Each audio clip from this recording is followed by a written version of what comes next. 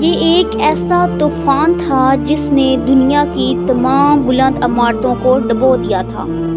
بڑے بڑے پہاڑ پانی کی موجوں کے سامنے غائب ہو گئے تھے۔ اس طوفان میں دنیا کی پوری آبادی ختم ہو گئی تھی، مگر پانی کے ان بڑے بڑے عظیم موجوں پر ایک کشتی تھی جو تیر رہی تھی، اور اس میں موجود 80 لوگ جو اس دنیا میں باقی رہ گئے تھے، یہی وہ لوگ تھے جنہوں نے دنیا کو دوبارہ سے آباد کیا اور نسل انسانی کو بچایا۔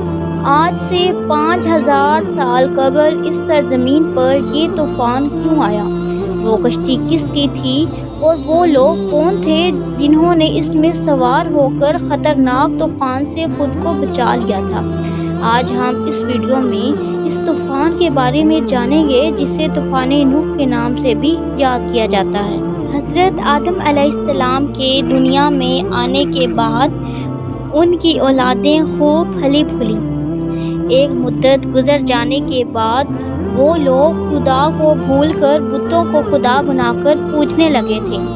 ہر گھر میں بت رکھے ہوئے تھے، چنانچہ اللہ تعالیٰ نے انہی کی قوم میں سے ایک نیک شخص حضرت نوح علیہ السلام کو نبی بنا کر بھیجا۔ آپ نے اپنی قوم کو کہا کہ اللہ تعالیٰ کے سوا کسی کی عبادت نہ کرو۔ اگر تم اسی طرح کفر و شرک میں مبتلا رہے تو مجھے ڈر ہے کہ تم کسی سخت عذاب میں مبتلا نہ ہو جاؤ۔ آپ کی قوم نے دعوت کا انکار کرتے ہوئے دھمکی دی کہ اگر تم دعوت سے باز نہ آئے تو ہم تمہیں پتھر سے مار مار کر تم کو قتل کر دیں گے۔ آپ نے 950 سال تک تبلیغ کی، لیکن صرف چند غریب لوگ جن کی تعداد 70 یا 80 تھی وہ ایمان لائے۔ پھر اللہ تعالیٰ نے حضرت نوح علیہ السلام کی طرف وحی کی کہ جن کی قسمت میں دولت ایمان تھی وہ ایمان لا چکے ہیں، ان کے علاوہ کوئی بھی ایمان لانے والا نہیں ہے، اسی لیے آپ ان کے لیے غم زدہ نہ ہوں، اور ان کی تباہی کا وقت قریب آ پہنچا ہے۔ اللہ تعالیٰ نے حضرت نوح علیہ السلام کو حکم دیا کہ ایک کشتی بناؤ۔ حکم ملتے ہی آپ نے کشتی بنانا شروع کر دی۔ آپ کی قوم نے آپ کا مذاق اڑانا شروع کر دیا، لیکن آپ نے صبر کیا۔ جب عذاب الہی کا وقت قریب آیا تو اللہ تعالیٰ نے حکم دیا کہ ہر قسم کے جانوروں کا ایک ایک جوڑا اس میں رکھ لو، اور جو لوگ ایمان لائے ہیں ان کو بھی اس میں سوار کر لو۔ انہوں نے ایسا ہی کیا اور عبادت الہی میں مصروف ہو گئے۔ آخرکار طوفان کے آثار ظاہر ہو گئے۔ آسمان سے قیامت خیز بارش برسی اور جو ہر شے کو بہا کر لے جانے کے در پر تھی۔ کشتی اونچی لہروں پر تیر رہی تھی۔ حضرت نوح علیہ السلام نے اپنے بیٹے کنعان کو دیکھا جو اونچے مقام پر موجود تھا۔ انہوں نے کہا کہ اے میرے بیٹے، ہمارے ساتھ کشتی میں سوار ہو جا اور کافروں کے ساتھ نہ رہ۔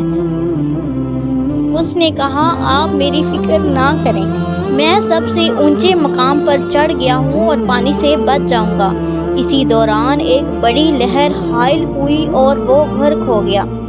زمین پر ہر چیز نیست و نابود ہو چکی تھی، صرف ایک پہاڑ نما کشتی ہی تھی جو کہ موجوں پر تیر رہی تھی۔ یہ لوگ کشتی میں تقریباً 150 دن رہے۔ اس کے بعد اس کشتی کا رخ جبل جودی کی طرف پھیر دیا گیا، جہاں پہ جا کر وہ ٹھہر گئی۔ آپ نے روئے زمین کی خبر گیری کے لیے کوے کو بھیجا، جو وہاں مردار دیکھ کر ان پر جھپٹ پڑا اور آنے میں تاخیر کی۔